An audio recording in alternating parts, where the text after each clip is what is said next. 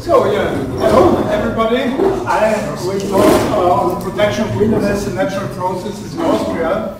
And of course I'm from an NGO, from WWF, but I was sent here by our ministry as an expert, so I will try to talk from the ministry perspective, although this will be a mixture.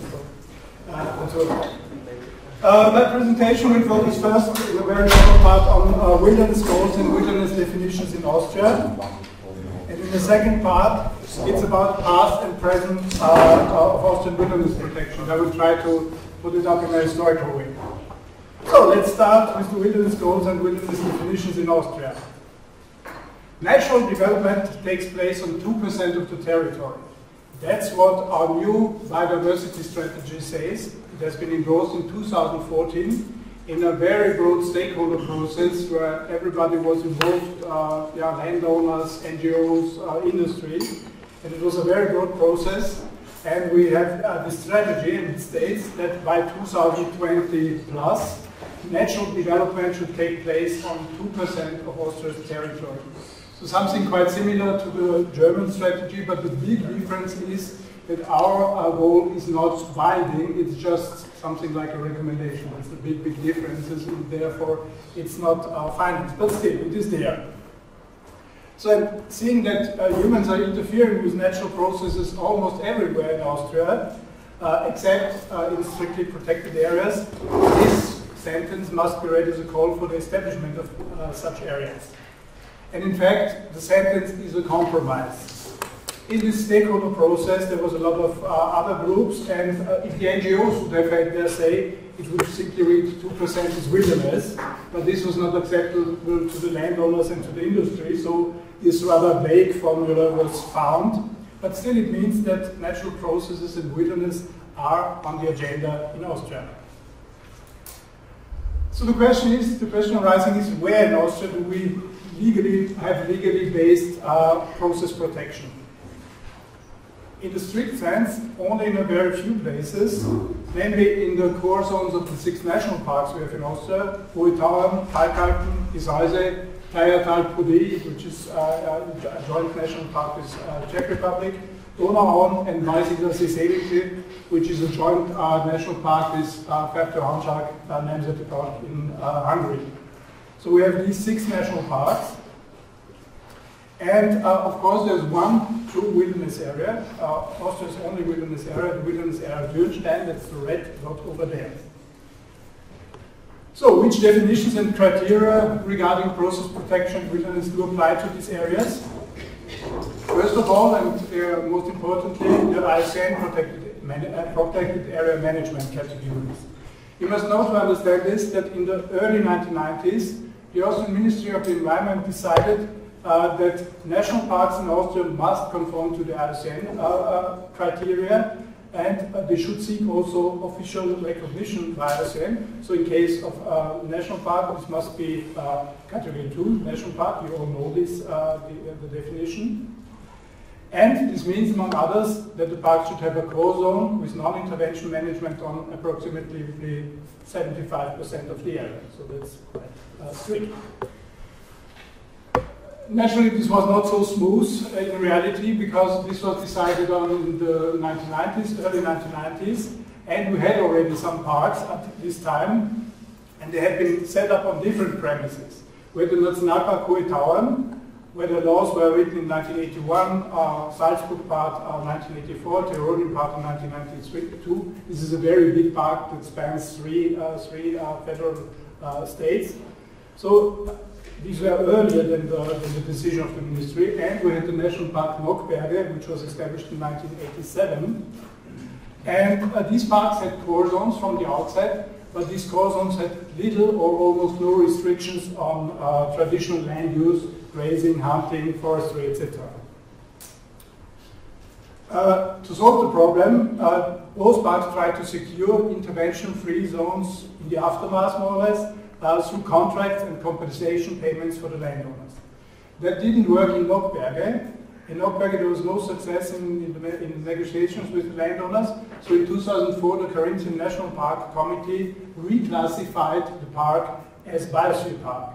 And this process was only completed in 2012. So it's a biosphere park now, and we don't have 7 national parks, but just 6. Hohe Tauem was much more successful. Contracts in a very difficult process were set up step by step, and eventually sufficiently large tracts of land were secured as true core zones, as IUCN core zones as they are called today. In Carinthia this was only, and then they received IUCN recognition, the park, and this was only in 2001 in Carinthia, in Tyrol and Salzburg, only in 2006.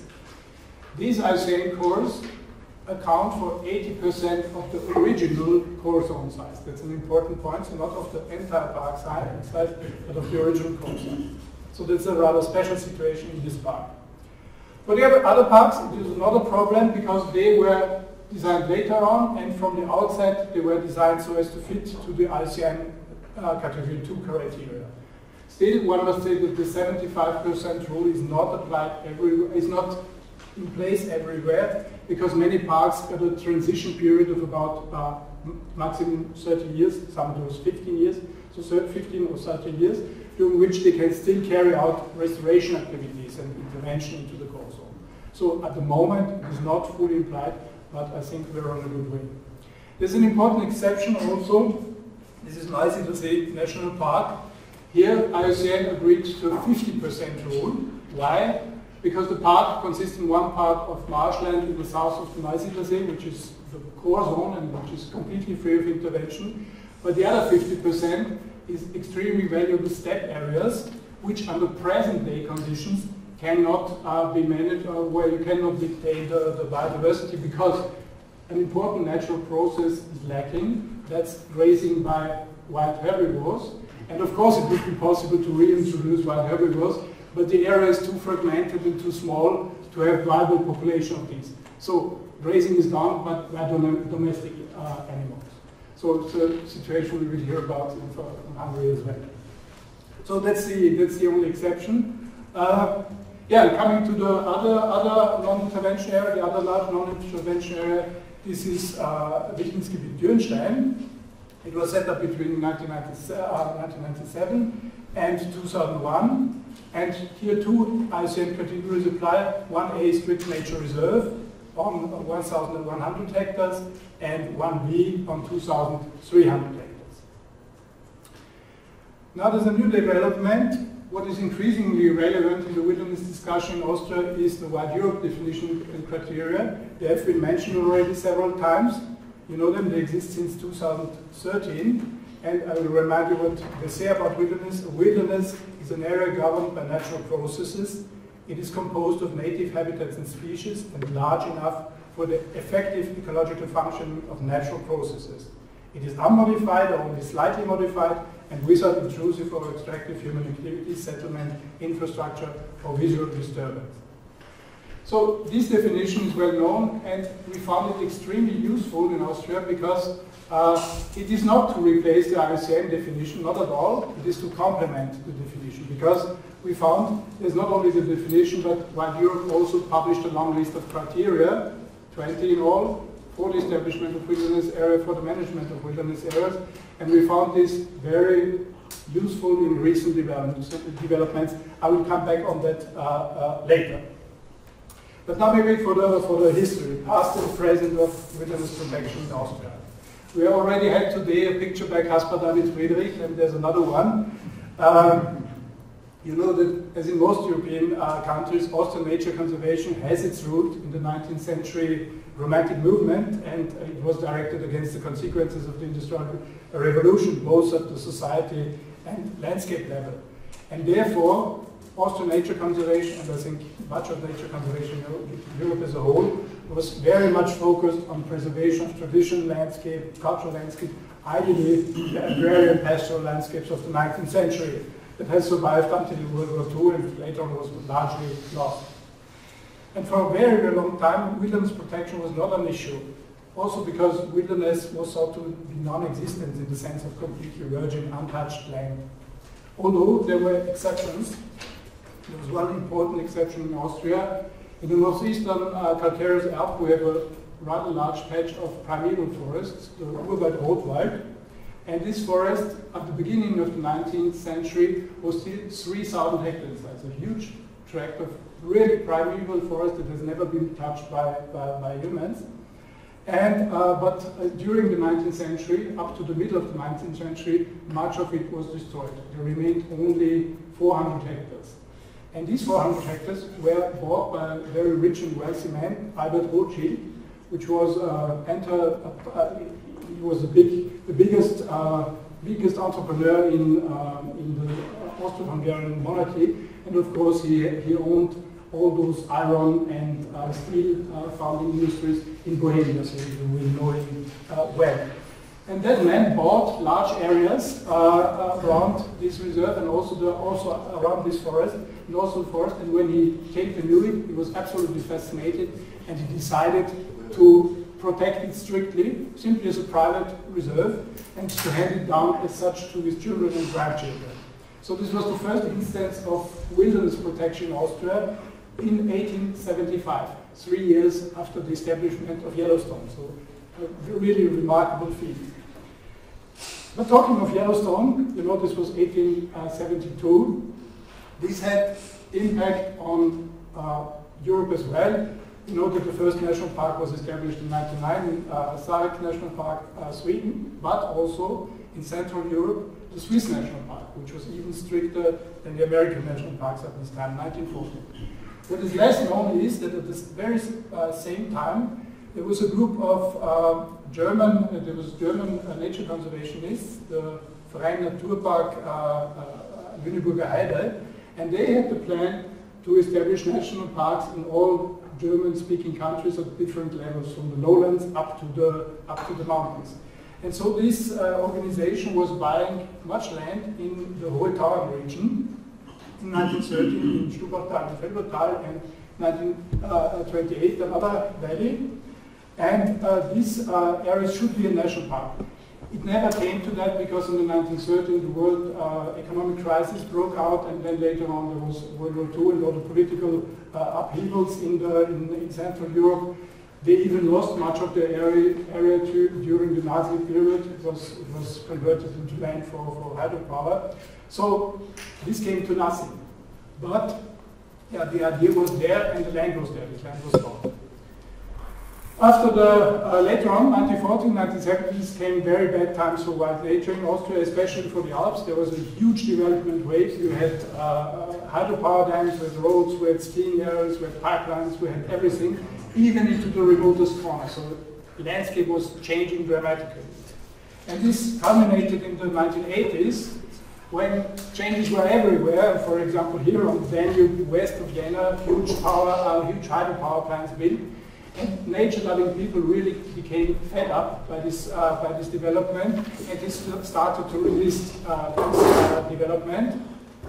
And there was a last stretch of Pristine River on the east of Vienna, and there people really started to fight against it. And there was, in the year 1984, there was a big occupation of the area. 10,000 people camped in the middle of winter in this area when the power plant was to be built.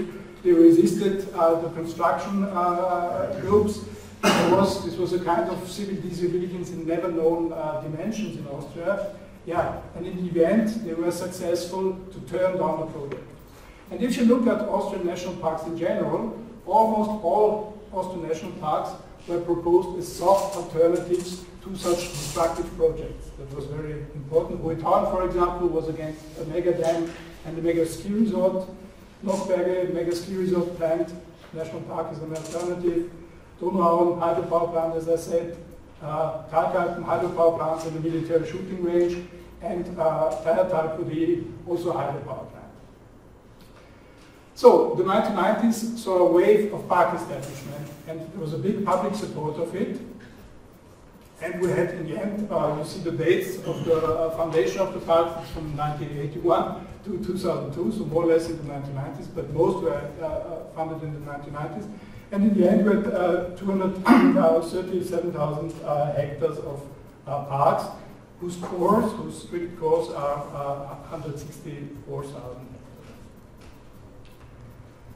These parks were supposed to protect the most spectacular Austrian landscapes efficiently, and this was an important issue to support tourism and sustainable regional development.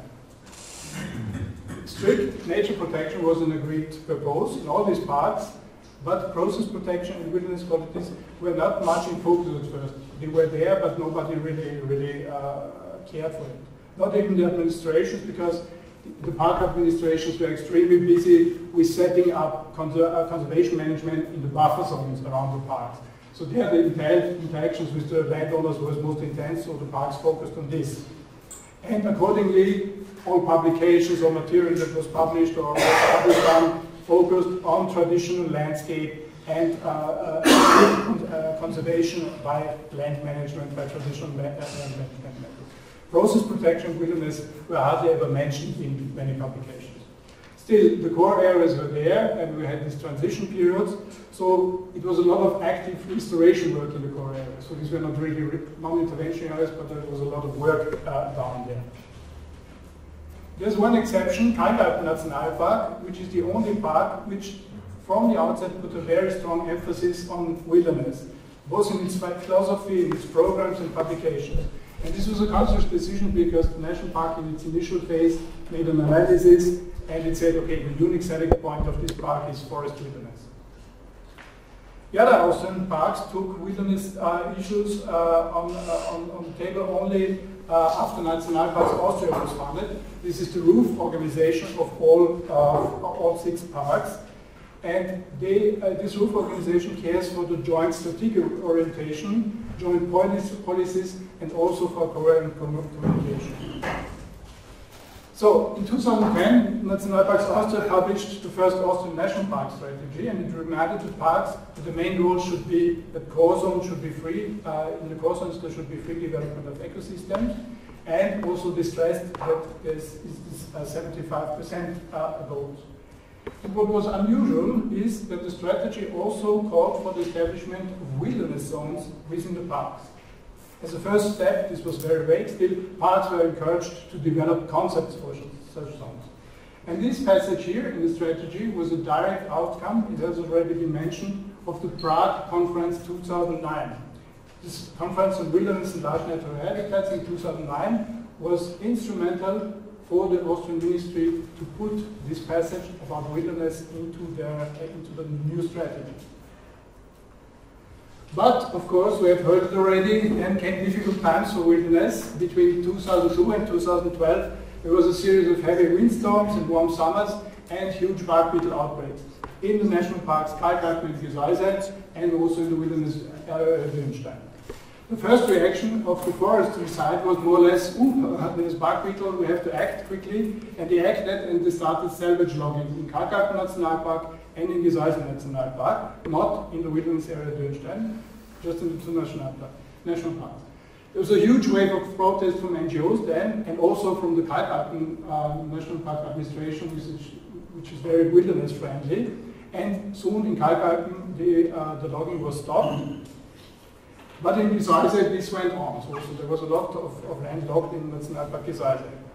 And the wilderness area of Dürnstein took a completely different approach. There was no conflict there. They simply commissioned research on how to manage bark-beetle in a wilderness-friendly way.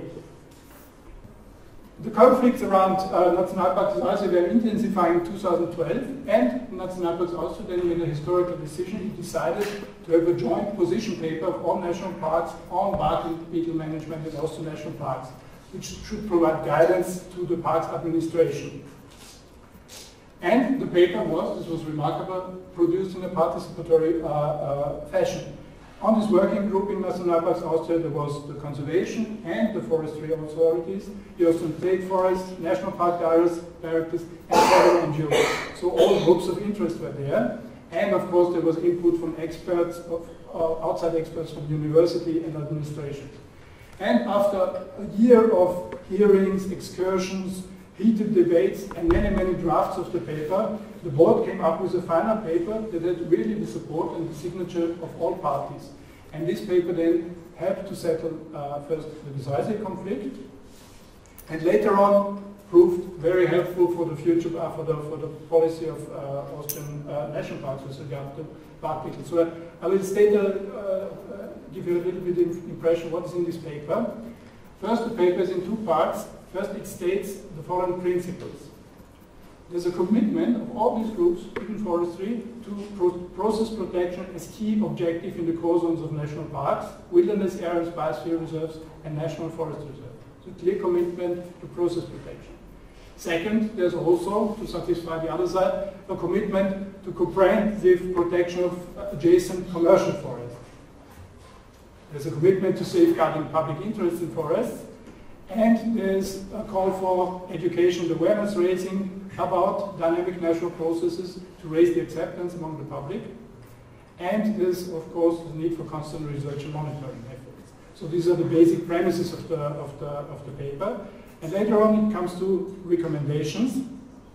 It says, first of all, that the Austrian forest law is extremely strict about bark-beetles. You can even call the army, if one landowner does not clear his forest, you can call the army as a help to clear the forest, more or less. So it's extremely strict, but since 2002 there's an exemption, there's paragraph 32A that has never been applied before, which allows national parks and other reserves not to intervene in bark-beetle cases. So this is the legal basis, more or less, is very important. And then, of course, it proposes a zoning of protected area. Wherever you have a large non-intervention core, it must be surrounded by a 500 meters non-intervention, 500 meters intervention strip, where the outbreak is immediately controlled. This is closely monitored, and as soon as there's an outbreak, there's intervention, but only with non-chemical methods. And then the paper contains a lot of rules about how to locate this intervention strip, about its shape, about the management of the intervention strip, and so on. And also even for exceptional shifts in the zoning pattern, which should normally not occur. How does this look in practice? For example, here in Nationalpark Kaltarten, you have a big central area, which is almost 14,000 hectares here. This is the green area, where there's absolutely no intervention. Around it, you have the intervention strip, which is often here larger than 500 meters due to local peculiarities. This covers 4,500 hectares. And of course, there's another third zone. This is the light green zones. This is something where intervention has happened in the past, but which are developed as core areas and will be joined to the core area. So large parts of the national park are completely free from intervention, and the surrounding very intensively managed commercial forests are protected by this strip. Wilderness Untitled has done this research on conflict resolution, and they came up with an even better solution, or even more sophisticated solution. They have the same zoning pattern, but there's a difference. They monitor the bark-beetles inside the reserve, within the intervention strip, and outside. And the reason is the following, because it is not always so that the bark-beetles are coming out of the reserve into the surrounding forest. They can also come from outside. So in case they're coming from inside, the cost for the control measures is taken by the reserve. When they come from outside, it is taken from the neighbors. And when it's in the middle and nobody can say from where it came, then they share the cost. So that's very important, a very important solution. And everybody is happy there with that solution. So this position paper can be downloaded from the ministry homepage, and it contains also a description in the annex of the special Dürnstein system. The above system, the upper parts from Kaltarten, this is applied to the national parks. Dürnstein has a special system. So the position paper on renewable energy development was the next step of Nationalparks Austria, because the success with the bark-beetle position paper prompted Nationalparks Austria to tackle another difficult issue. In the last years, from all sides, national parks have been approached by renewable energy projects, hydropower, wind power plants, and so on. So this did not affect the park area itself, but it affected the atmosphere around the park. And so again, there was a group of planners and specialists and a committee from the Nationalparks Austria, and they developed guidelines for this infrastructure around the park. And what is remarkable from a wilderness point of view, what was explicitly taken into account, was the wilderness atmosphere in the parks. So it helped very much. So wilderness atmosphere and landscape quality around the parks was for the first time really taken into account.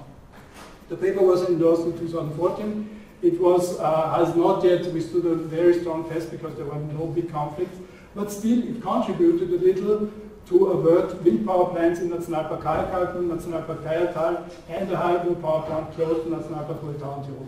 Most of this work was of course done by NGOs, but the paper contributed very much. So let's leave the position papers and let's come to establishing explicit wilderness areas in national parks. In 2012, National Park Hohe Tauem heeded the call of the National Park Strategy and launched a process to establish a 8,500 hectares wilderness area within its confines. We were supporting this, we as WWF and also the European Wilderness Society. We made a feasibility study in 2014, and in 2016 EWS made a very extensive and very thorough audit for this area. And in both cases, I think we relied very strongly on the wilderness criteria of Wild Europe, because criteria of EWS are also strongly based on this set of rules. We'll hear this more in the presentation, in a later presentation. Okay. This process, there was a lot of experiences there, and with respect to wilderness implementation in national parks, and many questions were arising, both in Kalkalpen, both in Hohe Tauem, but also in other parks. And so it was called for a standardized approach.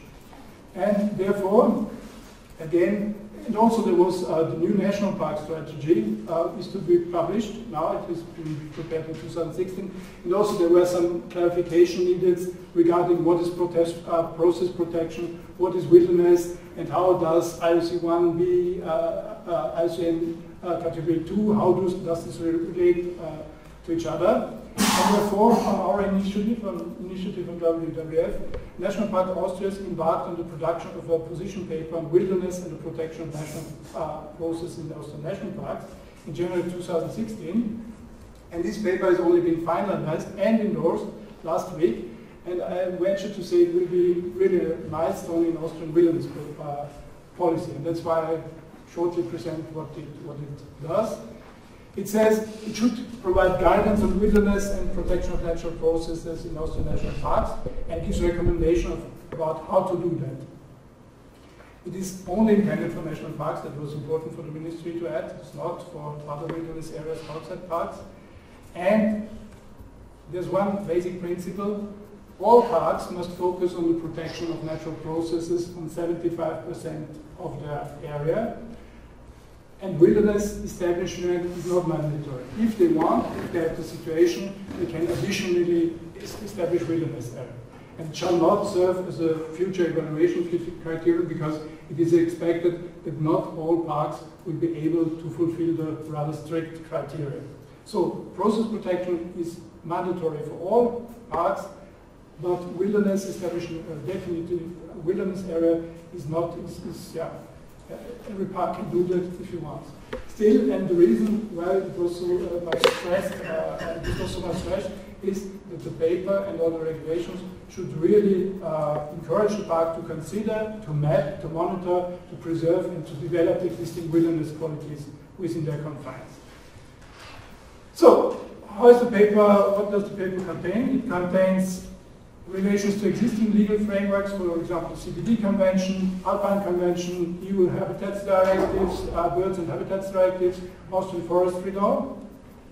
It gives a definition of natural process protection. It gives the definitions for wilderness, IUCN 1B and 1A, the Wild Europe definition, and it also relates to the classical definition of the US Wilderness Act.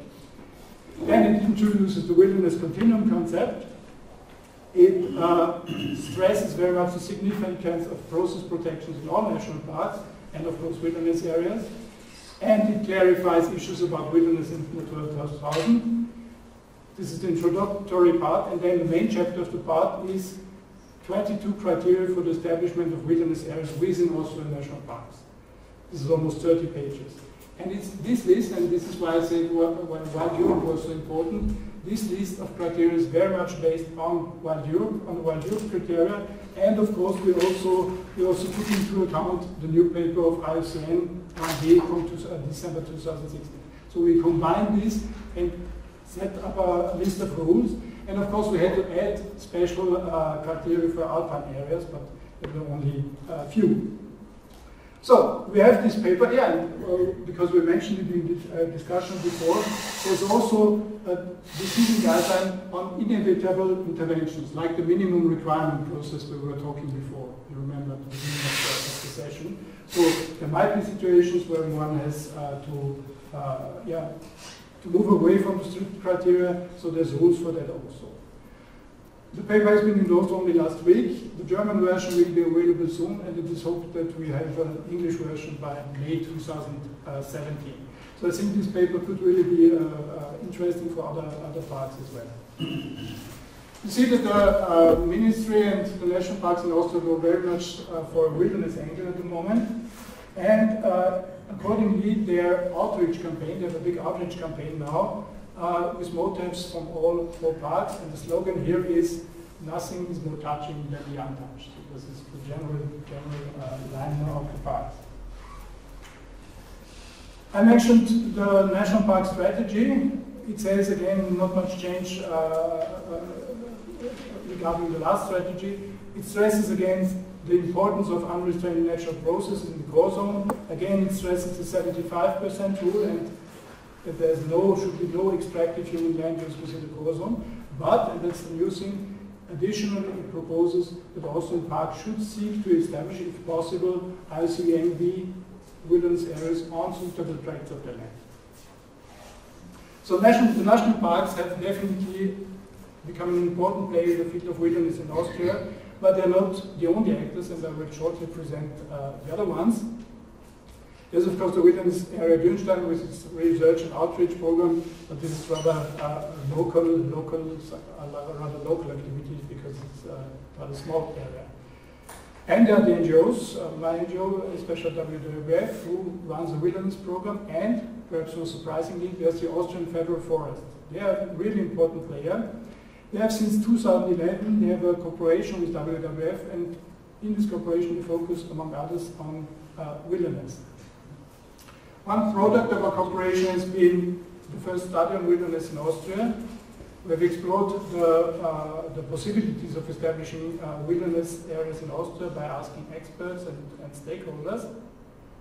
And later on, the State Forest repeatedly took up the wilderness issue in their media. They have their own journal on conservation management.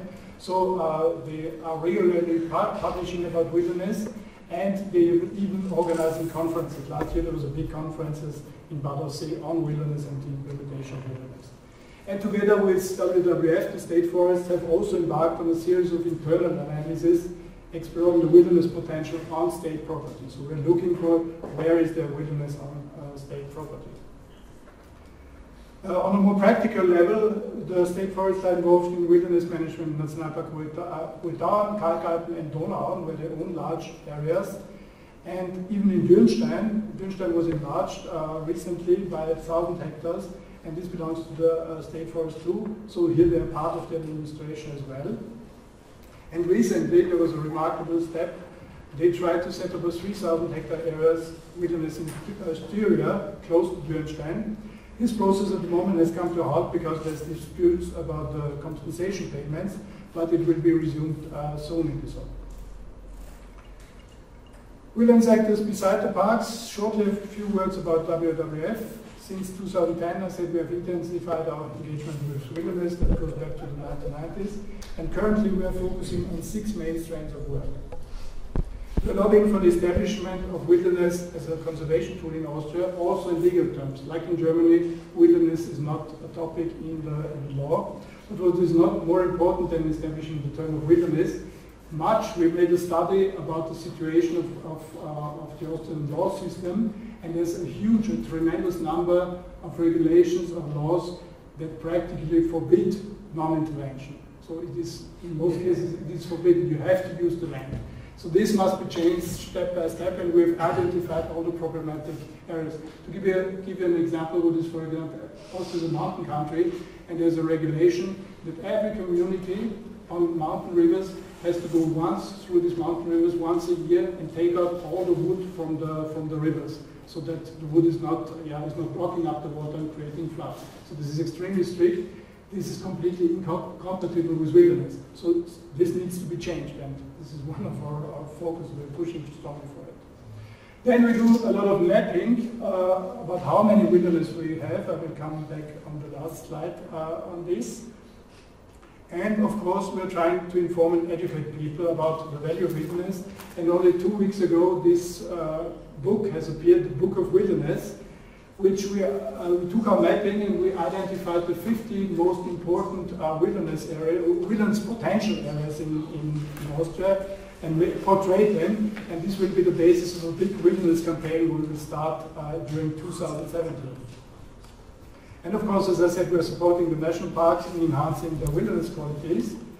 We're lobbying for the establishment of wilderness areas outside national parks. This is a feasibility study for Karwendel area in Tyrol. And we're fighting development projects. Austria has huge problems because these large undeveloped areas high up in the mountains come under extreme pressures at the moment due to climate change. Ski resorts try to move up further in the mountains. So a huge portion of land is under extreme pressure from development, and we are fighting this. Just to give you an example, this point of mapping. We heard in the beginning, natural development takes place on 2% of the territory. Our mapping has shown that we have a wilderness potential on 2 to 8% of Austrian territory. This depends on how you define wilderness and where you draw the line. 2% is really those areas where there's no infrastructure, where there's nothing at all, so they are almost completely wild. 8% you have some small infrastructure which you could theoretically remove. So something between the 2 and 8%, depending on how you choose the approach, is the wilderness potential of Austria. When we look at our national parks and the wilderness areas, they are currently strictly protecting 1.2% of Austrian territory. So there's a difference of 0.8% to reach the 2% goal. 0.8% does not sound much, but it's 70,000 hectares. And if you look at the average size of non-intervention core in our existing national parks, it's 12,000 hectares. So protecting 70,000 hectares would amount to set up 6 more parks. So that's a really ambitious goal. I don't know whether the government has ever tried to calculate this. We calculate. Let's see what we do. Okay, so I did not say much about game management in invasive species, but we can do that maybe in the discussion. So thank you very much. Oh yeah, there's a lot of happening, I would say. There's a lot of happening in Austria regarding wilderness and the protection of natural processes. And here, at the end, I'm acting again as an NGO representative. A lot more needs to be done. Thank you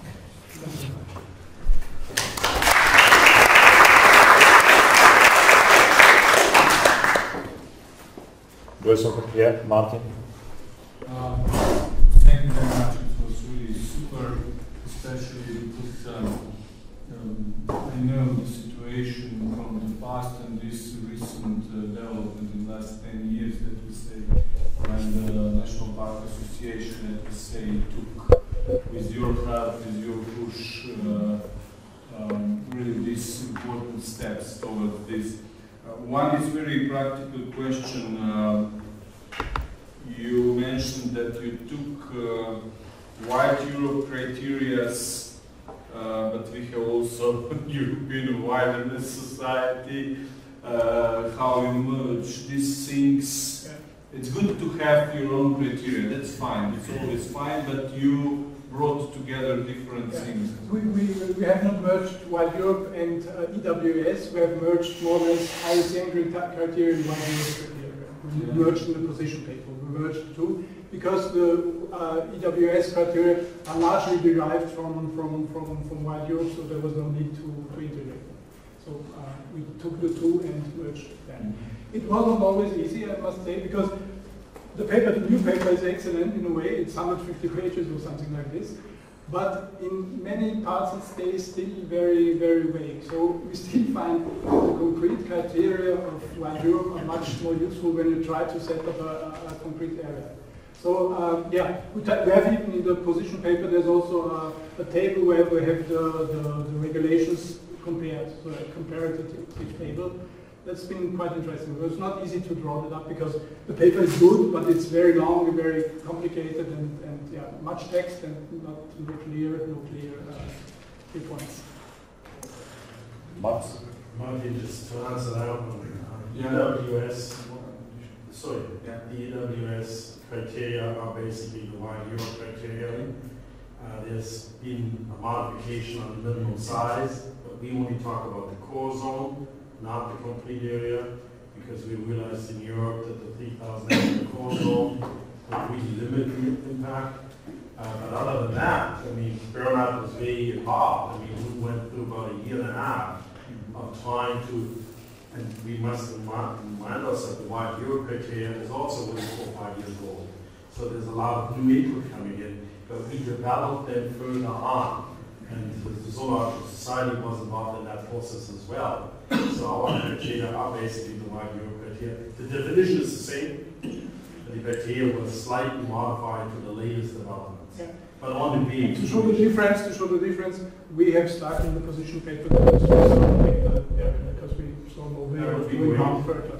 So 3,000 is the absolute minimum. And we have, from our mapping, we have about 50 good areas, but only 14 areas are larger than 3,000 hectares. So this greatly reduces the number. That's really very good, because especially the Austrian approach to get official IUCN certificate for the National Park Category 2, it was a brave idea, but the implementation was not so good. I can tell you from the practice, you mentioned that Noisy Berzé took only 50% of the core zone, the Hohe Tauem took 75% of the core zone, which is not the one, and it was the play of the game how to get it. It was good that it was an ambitious goal of the government, of the federal one, that was perfect. At the same time, they hunt everywhere, but they are saying that this is a game management and this is an exception. So to be very open, they cannot get category 2 certificate, but they've got it because they made the game with this game management and so on. So it's really a big progress to come to the more clear criteria. I have to maybe explain the situation at Hohe Tauem. This is, as I said, due to because the park was founded before this regulation came up, of the 75%, and then they really troubled to figure it out. And there was even discussion, okay, and nowadays it's 80% of the legal core zones is IUCN accepted, but if you relate it to the total area, it's about something between 40 and 50%, or rather 40. And the reason, there were even discussions why we should maybe reduce the size of the park, but this would be folly from a conservation point of view, because you must understand, and that's why I mentioned it, the parks were created, and especially Hohe Tauem were created as a protection against ski resort and hydropower development. And the park is very special, it has its core zone, but also this external zone is rather strict about such developments.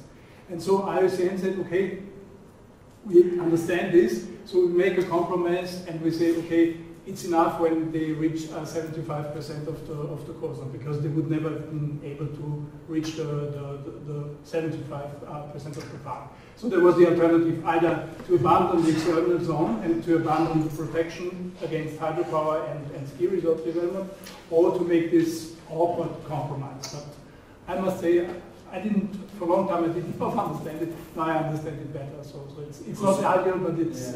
In the 90s it was a big pressure on IUCN guidelines to reduce 75% for the large scale protected areas. It was a big conference on the island of Willem in 1997, but it was, the idea was rejected because the large scale parks wanted to decrease the percentage because of these issues, but it was then rejected. I mean, generally it's a very good thing and we have to stick to it. Any other question? Just one comment from my side as the IUCN representative here. I think we should keep in mind that these IUCN criteria for categories are global criteria. And they are implemented mainly outside of Europe. Europe is a very special region with many countries, small countries, densely populated, etc. So, I think there is no system under which you are recognized by the IUCN in a certain category. It's you as a manager of the protected area recognizing yourself to be in a category 2, 5, etc. Only, and this is the only case I know about, if you ask for some certification, and the only case I know is from Austria, then the IUCN is acting or is playing this role as a certification body.